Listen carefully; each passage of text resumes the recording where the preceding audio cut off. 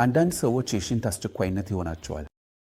ይህ በህብረተሰብ ውስጥ በጣም የተለመደ ሲሆን ይህ ሁኔታ ከመጠን በላይ ሙኩፍኛ ይባላል።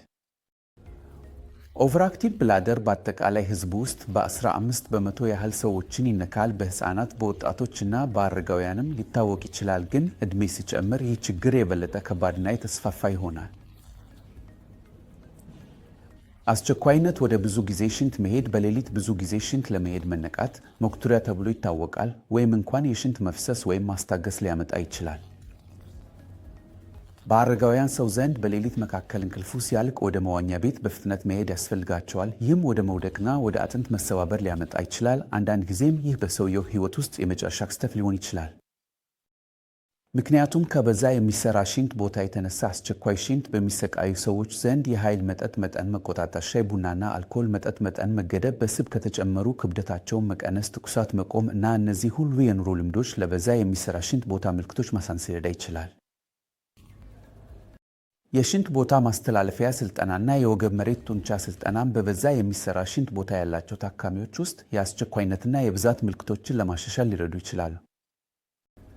ለእነዚህ አይነት የተጠናከሩ መንገዶች ላይ ሴል ማስተካከያ የማይሰጥ ሰዎች መድኃኒቶች አሉ። እነዚህም መድኃኒቶች በሁለት ዋና ቡድኖች ውስጥ ይወዳደራሉ። አንዱ አንቲሙስካሪኒክ፣ ሌላውን ቤታ 3 አጎኒስት ናቸው። አንዳንድ ታካሚዎች የሁለቱንም ድርብ መውሰድ ሊያስፈልጋቸው ይችላል።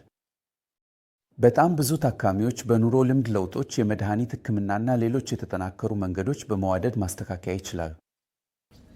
በአንዳንድ ትንሽ የታካሚዎች ቡድን ውስጥ ይህንን የበዛ የሚሰራ ሽንት ቦታ የሚባል ሪፋክቶሪ ታካሚዎች ላይ ሌሎች ልዩ ሕክምናዎች ሊያስፈልጉ ይችላሉ።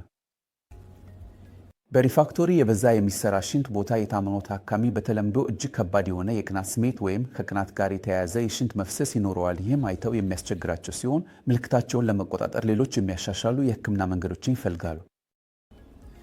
እንደዚህ ያሉ ሕክምናዎች ቦቱሊኑም፣ ቶክሲን ወይም ሳክራል ኒውሮሞዱሌሽን ሊያካትቱ ይችላሉ።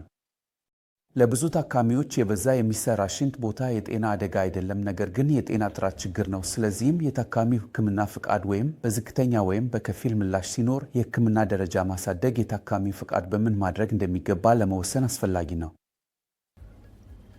እንደዚህ ያሉ ታካሚዎች ሁሉ የመጀመሪያ ግምገማ ማድረግ አለባቸው። ይህም የበዛ የሚሰራ ሽንት ቦታን የሚመስሉ ነገሮች ነገር ግን ከዚህ የበለጠ ከባድ ሊሆኑ የሚችሉ ሁኔታዎች እንዳሉ ለማረጋገጥና ለማስወገድ ነው።